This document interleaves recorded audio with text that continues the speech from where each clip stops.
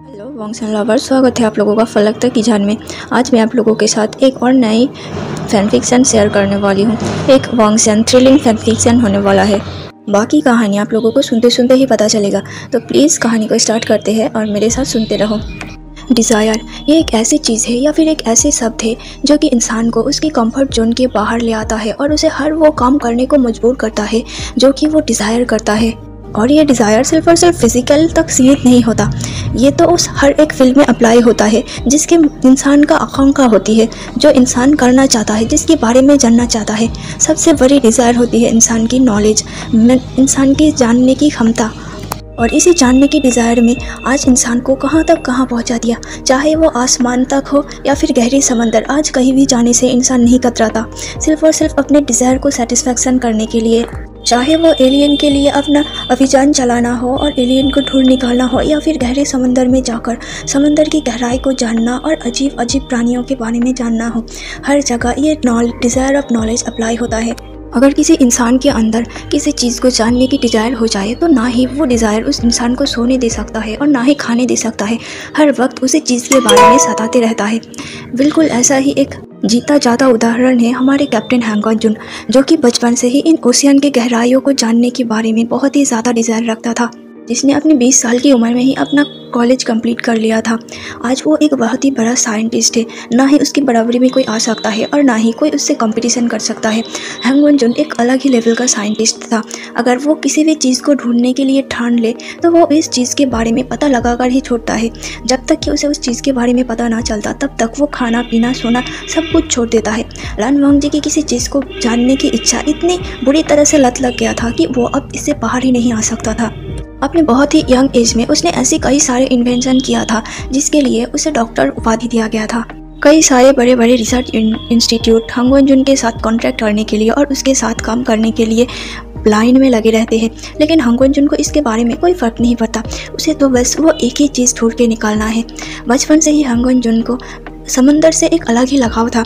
जब वो अपने फादर के साथ एक बार एक सफ़र के लिए निकला था, वो लोग नाव पे जा रहे थे। वो जहाज से देख रहा था कि कैसे समंदर के ऊपर जहाज हिलते थुलते एक एक वेव के सहारे जा रहा है और कैसे हर एक समुद्री जीव उनके नाव के आसपास चक्कर काट रहा था। ये चीज़ हैंगॉक जुन को बड़ी इंटरेस्टिंग लगी। फिर उसने समंदर के बारे में जानने के डिसाइड किया और कई सारे रिसर्च किया, कई सारे बुक्स को फिनिश कर दिया और कई सारे बड़े बड़े रिसर्चर के आर्टिकल्स को पढ़े, लेकिन किसी भी चीज़ में उसे वो सेटिस्फैक्शन ही नहीं फील हो रहा था जो वो चाहता था। उसका जानने का वो डिज़ायर धीरे धीरे इतना बढ़ता जा रहा था कि अब वो अपना पूरा टाइम दिन के लगभग आधे समय वो समंदर के आसपास बिता देता था। उसके घर समंदर के पास में था। वो हर वक्त फिशिंग रॉड हाथ में लेके निकल जाता था मछली पकड़ने। उसका फादर का एक छोटा सा बोट था, वो उस बोट पे चढ़कर अपने फिशिंग रॉड लेकर निकल जाता था। अपने फिशिंग रॉड पे चारा डालकर वो इंतज़ार करता था कि कब एक कोई बड़ी मछली या फिर कोई बड़ी सामुद्रिक जीव उसके फिशिंग रॉड में फंसे और वो उसे उस चीज़ को देखने का मौका मिले। लेकिन उसके जाल में हर वक्त सिर्फ और सिर्फ कुछ छोटे बड़े मछलियाँ ही पड़ते थे या फिर एक दो टर्टल्स। उसके अलावा उसके उस फिशिंग रॉड में कभी भी कोई भी ऐसी वो चीज़ नहीं फंसी जिसका वो इंतज़ार कर रहा था। उसे ऐसा लगता था कि समंदर की वो पानी की आवाज़ उसे बेचैन करता था, उसे सोने तक नहीं देता था। वो जब भी सोता था हर वक्त उसे वो पानी का आवाज़ अपने कानों में सुनाई देता था। उसे ऐसा लगता था कि समंदर उसे बुला रहा है। उसके कानों में हर वक्त एक अजीब सा धुन बजता था। ऐसा लगता था मानो कि वो इस धुन के साथ साथ खींचा चला जाए। कई बार तो वो अपनी नींद में ही उस धुन को फॉलो करते करते समंदर के सरफेस तक पहुँच गया। उसे पता ही नहीं चला कि वो कब ये सब कुछ किया, लेकिन फिर से उसके फैमिली, उसके पेरेंट्स उसे ढूंढ निकालते थे और कई सारे डॉक्टर्स को दिखाने के बाद फाइनली हैंगॉक जुन ठीक हो पाया। लेकिन उसकी वो क्यूरियोसिटी आज तक नहीं गया, उसका वो डिज़ायर आज तक बरकरार है और आज वो एक अंडर ओशियन रिसर्च के हिस्सा है। सिर्फ हिस्सा नहीं, वो उन लोगों का कैप्टन है। उसने कई सारे एक्वानॉट्स को अंडर ओशियन भेजा रिसर्च करने के लिए और वहाँ एक स्पेस ओशियानोग्राफिक सैटेलाइट भी बिल्ड किया ताकि उन लोगों को अपने रिसर्च में मदद मिले। लोगों ने कई सारे ओशियन एक्सप्लोजन भी किया और आज वो लोग ओशियन सरफेस में थे एक बोट में। वो लोग तकरीबन 1 महीने से इसी ओशियन में फंसे नहीं थे, यूँ कह लो कि वो लोग रिसर्च के काम को देख रहे थे। कभी कभी वो सबमरीन के सहारे अंदर जाते थे और अंदर सारे हलचल को नोटिस करते थे। वहाँ उन्होंने कई सारे एक्वानॉट्स को रखा था ताकि वो उन सब का फ्रीक्वेंसी वेव निकाल सके और उन लोगों को भेज सके, ताकि वो ऊपर से उस फ्रीक्वेंसी को देख के उन चीज़ों के बारे में पता लगा सके। समंदर के सरफेस से तकरीबन 10,000 मीटर नीचे एक और एक्सप्लोजन बाकी था, जिसके बाद उन लोगों का ये रिसर्च का काम पूरा हो जाता और आज वो लोग एक एक्सप्लोजन की तैयारी कर रहे थे। अगर सब कुछ ठीक ठाक रहा तो फिर आज ही वो लोग रात को एक ओशियन एक्सप्लोजन करेंगे, जिसके बाद वो सबमरीन में बैठ के यहाँ से निकल जाएंगे। सभी के दिमाग में बस यही चिंता था कि कुछ भी करके इस एक्सप्लोजन को सक्सेसफुल करना ही पड़ेगा। दौरान उन्होंने कई सारे ऐसे जीवों का पता लगा लिया था जो कि पहले कभी भी नहीं देखा गया था और सभी को उनके ओशियानोग्राफिक सैटेलाइट स्पेस पे रखा गया था और उनके ऊपर रिसर्च किया जा रहा था। ये तो कहानी का एक इंट्रो था। हम बढ़ते हैं मेन कहानी की तरफ। पैसिफिक ओशियन, जिसके सरफेस में एक बड़ा सा नाव, यूँ कह लो कि उस नाव में आराम से 5 से 6 हज़ार लोग फिट हो जाएंगे, बिल्कुल टाइटैनिक से भी बड़ा। उस शिप के तकरीबन 3,000 मीटर नीचे एक सैटेलाइट स्पेस था, उन लोगों के द्वारा बनाया गया, और उस सैटेलाइट स्पेस के आसपास 10 से 12 बड़े बड़े सबमरीन तैर रहा था। अभी शाम का वक्त था और चारों तरफ अंधेरा छा गया था। सभी लोग अपने अपने काम में व्यस्त थे। सभी लोग उस एक्सप्लोजन की तैयारी कर रहे थे कि तभी अचानक से उन लोगों को एक अजीब सा धुन सुनाई दिया। बिल्कुल वैसा ही धुन जैसा धुन उन लोगों ने रिसर्च करके पाया था कि मरमेड गाते हैं, लेकिन उन लोगों के रिसर्च के अनुसार वहाँ दूर दूर तक कोई मरमेड या फिर कोई सायरन नहीं था। सभी लोग एक पल के लिए मदहोश हो जाते हैं। थोड़ी देर आवाज़ होने के बाद वो धुन रुक जाता है, फिर अचानक से कुछ देर बाद और फिर ज़्यादा ज़ोर ज़ोर से वो धुन सुनाई देना पड़ता है। जब सबको इस धुन के बारे में थोड़ा सा भी एहसास हुआ, सभी ने अपने कानों को बंद कर लिया और अपने कानों में एक ऐसा ईयरफोन एयर कर लिया ताकि उन लोगों को बाहर का कोई आवाज़ सुनाई ना दे। सभी लोगों ने एक दूसरे के साथ इशारों ही इशारों में बात कर रहे थे कि उन लोगों को सतर्क रहना होगा और जितनी जल्द पॉसिबल इस जीप को खोजकर निकालना होगा, क्योंकि अगर एक बार एक्सप्लोजन हो जाए और ये जीप अगर उनके शिप के ऊपर आ जाए, हो सकता है कि ये अच्छी जीप हो या फिर ये भी हो सकता है कि ये एक खतरनाक जीप हो। वो लोग रिस्क नहीं ले सकते थे। उन लोगों ने अपने रिसर्च सेंटर में तुरंत ये न्यूज़ भेजा कि उन लोगों को कोई धुन सुनाई दे रहा है, लेकिन अजीब सी बात था कि जो लोग सबमरीन में थे या फिर स्पेस में थे, उन्हें कोई भी ऐसे धुन सुनाई नहीं दे रहा था। ये सिर्फ और सिर्फ सरफेस के लोगों को ही सुनाई दे रहे थे, जो लोग नाव में बैठे थे। थोड़ी देर बाद अचानक से उन लोगों को समंदर में कोई हलचल महसूस हुआ और वो शांत सा पानी बिल्कुल अशांत हो गया। चारों तरफ स्क्वायर शेप के सी वेव बन रहा था और ऐसा लग रहा था कि मानो अभी एक सेकंड की देरी और उन लोगों का शिप पूरा का पूरा पानी के अंदर होता। समंदर के ढेव इतना बड़ा था कि ऐसा लग रहा था कि मानो एक सेकंड और उनके शिप को पूरा अपने अंदर निकल जाएगा और ओशियन में समा जाएगा। उस वेव के कारण जहाज पूरा इधर उधर हो गया था और जहाज पूरा हिलने लगा था। कंट्रोल रूम से कैप्टन शिप को कंट्रोल करने की कोशिश कर ही रहा था कि तभी अचानक से उसके आंखों के सामने अंधेरा छा गया।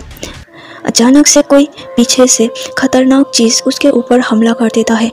वो कैप्टन अपनी बची खुची एनर्जी को इकट्ठा करता है और पीछे मुड़ के देखता है कि आखिर कोई इंसान उसको ऐसे कैसे हमला कर सकता है, लेकिन वो देखता है ये इंसान नहीं बल्कि एक विशालकाय सांप उसके सामने था, जिसकी बड़ी बड़ी नुकीले दांत थे और दिखने में बहुत ही ज़्यादा अजीब सा था।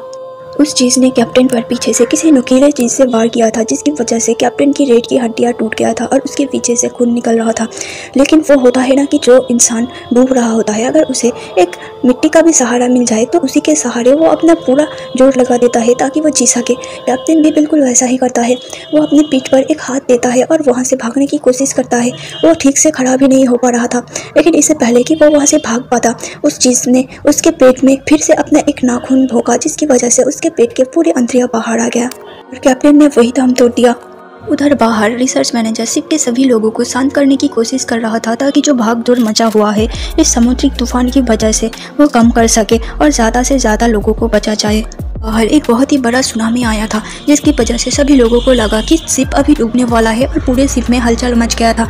लोग इधर से उधर भाग रहे थे। क्रू मेंबर सभी शांत कराने की कोशिश कर रहा था, लेकिन वो जितना शांत कराने की कोशिश कर रहा था उतना ही लोग भागदौड़ मचा रहे थे। मैनेजर एक क्रू स्टाफ को सबमरीन निकालने के लिए कहता है। वो क्रू मेंबर सबमरीन निकालने के लिए तुरंत पीछे टर्न हुआ ही था कि उसने जोर से चीख दिया और उसके पैर मानो वहीं पर जम गए। वो उस इंसान के चीख को सुनकर सभी लोग जब उसके तरफ मुड़ता है तो एक पल के लिए मानो सभी के बॉडी एकदम से फ्रीज हो गए थे। अपने सामने खड़े हुए इस विशालकाय दानव को देखकर सभी लोग पूरी तरह से डर गए और अपने आखिरी दिन गिनने लगे। उस जीप को देख के ऐसा लग रहा था कि वो बहुत खूंखार है और मानो सबको एक पल में ही निकल जाएगा। उसके मुंह से लाल टपक रहा था और उसके पूरे बॉडी पे बिल्कुल मच्छर जैसा चिपचिपा कुछ था। वो लोग तकरीबन 2 साल से इसी डीप ओशियन में रिसर्च कर रहे हैं। उन्होंने अलग अलग समुद्री जीव देखे, लेकिन ऐसे भयानक और खूंखार जीव उन लोगों ने पहले कभी भी नहीं देखा था। उस इंसान ने एक जोर से गहरी सांस छोड़ी और ऐसा लगा कि मानो उस जहाज के अंदर तूफान मच गया, आंधिया आ गया। सभी लोग फिर से डर कर इधर उधर भाग रहे थे कि तभी रिसर्च टीम के एक मेंबर उन लोगों को धीमी आवाज में कहता है, just stay calm please don't move please.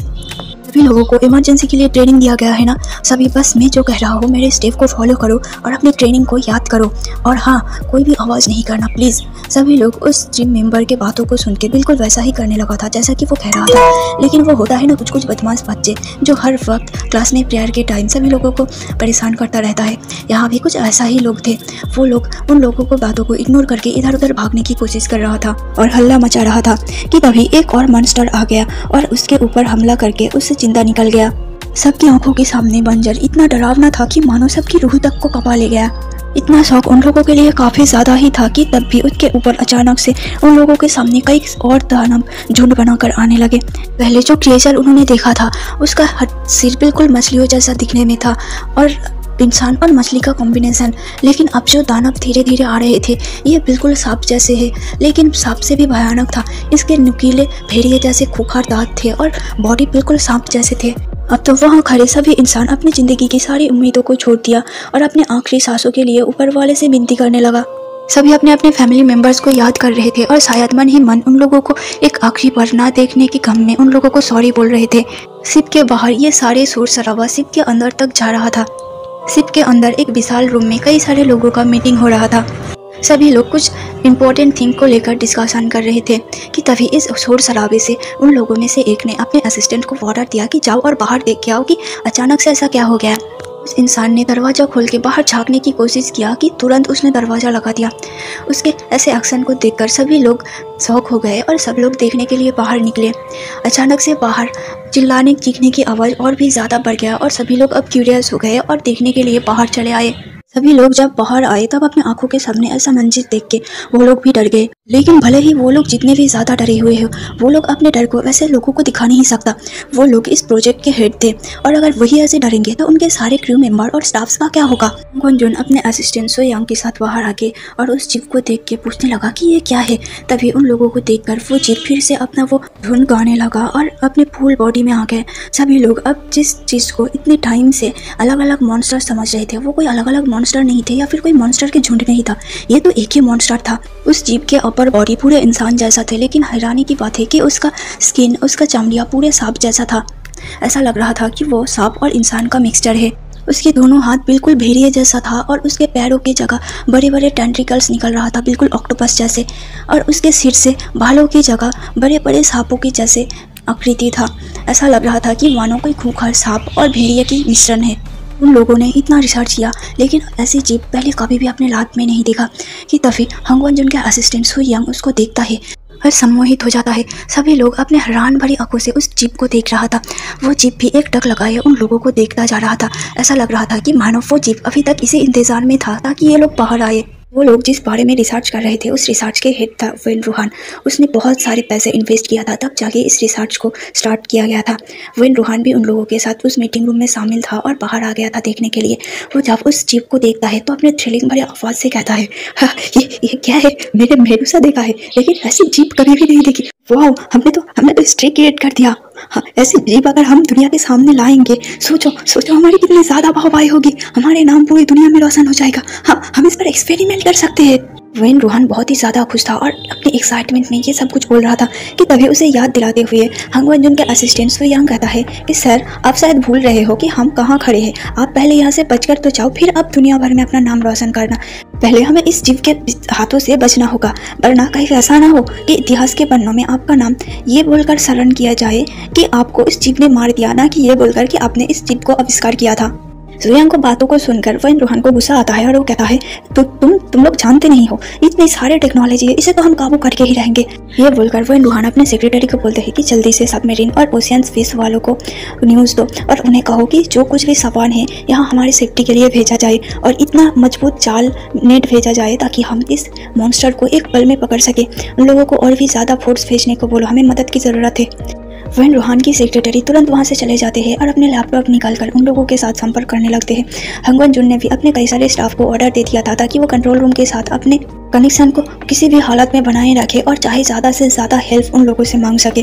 और हंगन जुन के एक स्टाफ ने उस जीप की तस्वीर खींचकर कंट्रोल रूम में भेज दिया था ताकि उस जीप को डिटेक्ट कर सके और बता सके कि वो जीप कौन सा जीप है। वो जीप जब पूरी तरह से अपने आप को रिवील कर दिया था तब हंगन जुन के सेक्रेटरी सोंगलैन ने अपने एक्साइटमेंट वॉइस से कहा, सर सर सर मैं इस चीज़ को जानता हूँ सर, मैंने पढ़ा था, ये एक मैथोलॉजिकल क्रिएचर है सर, ये तो एक सला है, हाँ हाँ ये सला है, मैंने बिल्कुल ऐसा ही देखा था। आप कंट्रोल रूम से पूछिए, इसके बारे में जानकारी लेने के लिए कहो।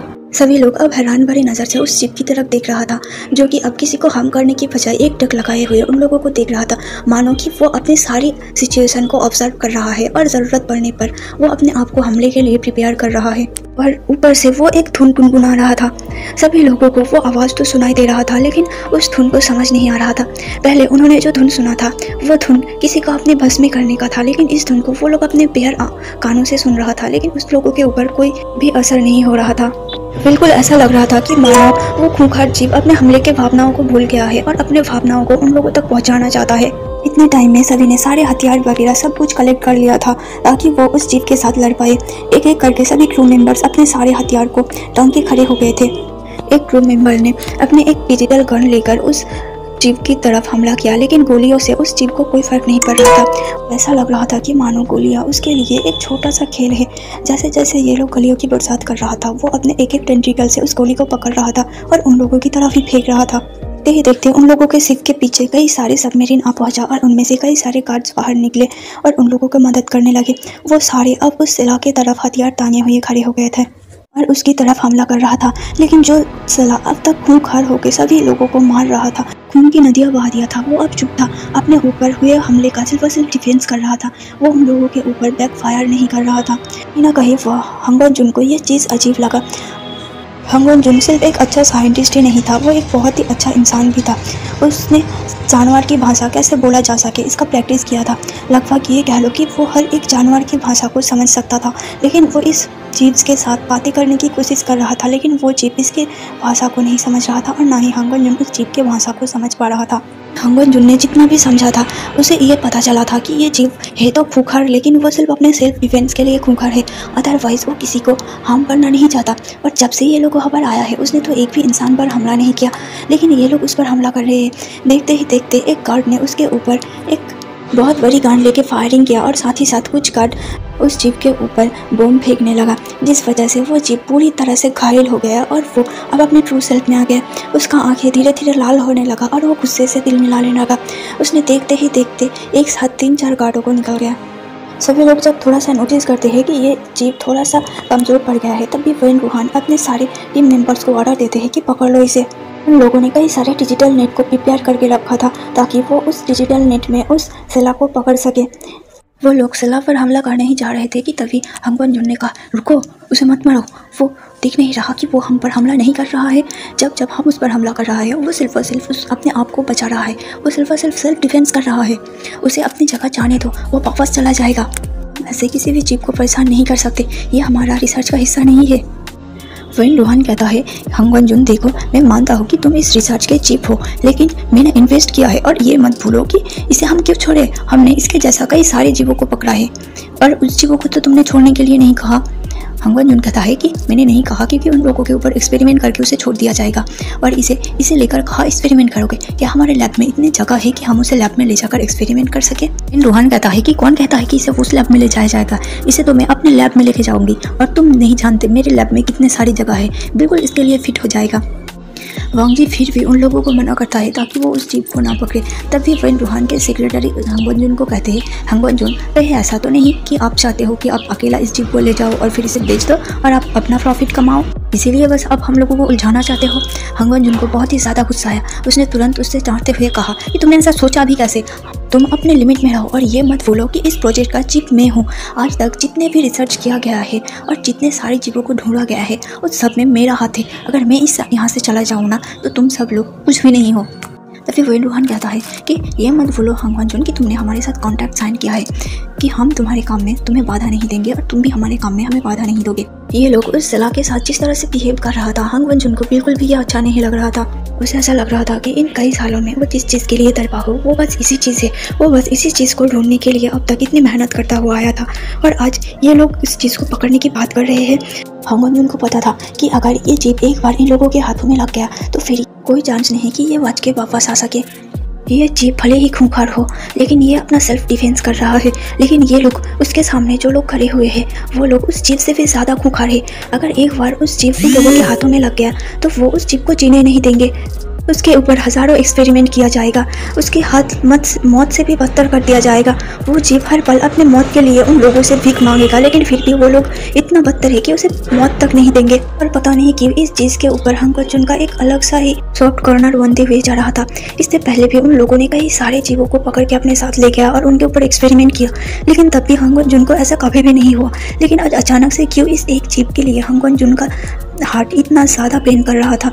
उसे ऐसा लग रहा था कि वो इस जीप को ले जाए और अपने साथ रखे। और ऊपर से उस जीप ने जो धुन को गाया था, हांग वंजन के सपने में बचपन से वही धुन बजता हुआ आया था। यह वही धुन था जिसके कारण हांग वंजन कभी कभी महसूस हो जाता था और हिप्नोटाइज होकर समंदर की तरफ बढ़ने लगता था। यह वही धुन था जो कि बचपन से हांग वंजन का पीछा करता हुआ आया था और उसे अपने पास बुलाता था। हांग वंजन सोचता है कि वो कैसे इस जीप को इन लोगों से बचा सकता है। तभी उसके दिमाग में कुछ आइडिया आता है और वो वेन रूहान को अपने बातों में लेकर फंसाने की कोशिश करता है। वो वेन रूहान से कहता है कि देखिए सर, मैं मानता हूँ कि आपने इस प्रोजेक्ट में बहुत ही बड़ा रकम इन्वेस्ट किया है, लेकिन आप एक बार तो समझने की कोशिश करो। यह एक इकोसिस्टम का हिस्सा है। अगर हम इसे उठाकर ले जाएंगे तो क्या समुद्रिक इकोसिस्टम सही तरह से रह पाएगा? क्या होगा कि यह एक ऐसा इकलौता जीव हो और अगर इसके जाने के बाद समुद्र इकोसिस्टम पूरी तरह से विनष्ट हो जाए? हमारा छोड़ो, हम तो कैसे भी जी लेंगे, हम और कुछ ही दिनों के मेहमान हैं, लेकिन हमारे आने वाले प्रजन्म के बारे में तो एक बार सोचो। आप इतना पैसा सिर्फ और सिर्फ अपने आने वाले पीढ़ी के लिए बचा रहे हो, लेकिन अगर वही आपकी एक गलती की वजह से आपकी आने वाली पीढ़ी को भारी नुकसान उठाना पड़े तो आप क्या करोगे?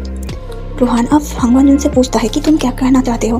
हांग वंजन कहता है कि देखिए, इसकी वजह से अगर एक बार इकोसिस्टम बिगड़ गया तो फिर उसे सुधारने में सालों लग जाएंगे, तो भी शायद ये सुधर नहीं पाएगा। और अगर एक बार इकोसिस्टम बिगड़ गया तो फिर पूरी धरती का संतुलन बिगड़ जाएगा, सुनामी आएगा, तूफान आएगा। हमारी आने वाली पीढ़ी क्या शांति से रह पाएंगे? हमने जो किया है उन लोगों को उसका भरपाई करना होगा। तब वेन रूहान वांग जी के बातों से बिल्कुल अपोजिट रिएक्ट करता हुआ कहता है कि तुम्हें लगता है कि मैं अपने आने वाले पीढ़ी को कोई मुश्किल में डाल सकता हूँ? हांग वंजन, मैं जो भी कर रहा हूँ ना, सिर्फ और सिर्फ अपने आने वाली पीढ़ी को सोच के ही कर रहा हूँ। तुम सोचो, अगर ये विशालकाय जानवर, ये सी मॉन्स्टर अगर यहाँ रहे और कभी भी मेरे आने वाले पीढ़ी इसके सामने आ गए तो क्या ये मेरे आने वाले पीढ़ी को छोड़ेगा? इससे अच्छा तो यही होगा कि मैं इसके ऊपर रिसर्च करूँ, इसके ऊपर टेस्ट करूँ। और सोचो, अगर उसे ले जाया गया तो सिर्फ हमारा ही नाम नहीं होगा, तुम्हारा भी नाम होगा। एक तो दुनिया भर में तुम्हारा इतना नाम है, ऊपर से तुम्हें सब भगवान मानकर पूजा करने लगेंगे। सोचो, तुम्हारे पास कभी भी पैसों का कमी नहीं होगा। और अगर ऐसे एक जीप को सभी को दिखाया जाए तो सोचो हम कितना ज़्यादा मुनाफा लाभ कर सकते हैं। वांग जी अब पूरी तरह से डिवास्टेटेड हो चुका था। वह इस ओल्ड मैन को समझा क्यों नहीं पा रहा है कि इस जीप को यही रहने देते हैं। जी उसे समझाने की कोशिश कर ही रहा था कि तभी पीछे से वेन रूहान के सेक्रेटरी उस नेट को सिला की तरफ फेंक देते हैं और उसके साथ साथ 3-4 और लोग 3-4 डायरेक्शन से चारों तरफ सिला को घेर लेते हैं और उसके ऊपर उस डिजिटल नेट से हमला करते हैं। वो नेट बिल्कुल इनविजिबल था दिखने में, लेकिन अगर कोई जीव एक बार उसके अंदर कैद हो जाए तो चाहे वो जितने भी ताकतवर हो, वो कभी भी उस नेट को चीरकर बाहर नहीं आ सकता। उस नेट को काटने का सिर्फ और सिर्फ एक ही तरीका था कि बाहर से कोई उस नेट को एक्सेस करे और उसे बाहर से उसकी पासवर्ड को डाल के उसे अनलॉक कर दे। उस नेट की वजह से सेला पूरी तरह से उस नेट की गिरफ्त में आ गया और वो अपनी बॉडी को भी मूवमेंट नहीं कर पा रहा था। उस नेट ने बिल्कुल उसे ऐसा जकड़ लिया कि उसे सांस लेने तक की भी जगह नहीं मिल रहा था। तभी वेन रूहान ने अपने गार्ड्स को ऑर्डर दिया कि जल्दी से इसे उस बड़े से टैंक में डालो। देखते ही देखते सेला को एक और डिजिटल टैंक में डाला गया। अब सेला पूरी तरह से इन लोगों के गिरफ्त में था। हांग वंजन जाकर भी कुछ नहीं कर पा रहा था। हांग वंजन का असिस्टेंट और सेक्रेटरी सुवे यांग और सोंगलैन आके हांग वंजन को समझाते हैं कि हमें पता है ये लोग बहुत ही ज़्यादा बेकार है, लेकिन आप ऐसे इन लोगों के सामने कुछ भी नहीं कर सकते। हमें टाइम चाहिए। आप ये लोग ले जा रहे हैं ना, तो ठीक है, हम ले जाते हैं। उसके बाद वहाँ जाके हम कैसे भी करके उसे छुड़ा लेंगे। तब जाके हांग वंजन सोचता है और उसके असिस्टेंट और सेक्रेटरी के साथ प्लान बनाने लग जाता है कि आखिर कैसे सेला को वहाँ से बाहर निकाला जाए। सेला के हमले को रोकने में और उसको पकड़ने में उन लोगों का पूरा रात निकल गया था और अगले दिन का आधा दिन भी निकल गया था। सेला को पकड़ के उन लोगों के एक शिप के अंदर की कंपार्टमेंट में रखा गया था। इस चक्कर में रात को उन लोगों को डीप सी में जो एक्सप्लोजन करना था वो तो रह ही गया था। इसीलिए सब डिसाइड करते हैं कि आज रात को वो अपना काम फिनिश करेंगे और फिर सरफेस की तरफ निकल जाएंगे, क्योंकि एक्सप्लोजन के बाद वो लोग वहाँ नहीं रह सकते थे।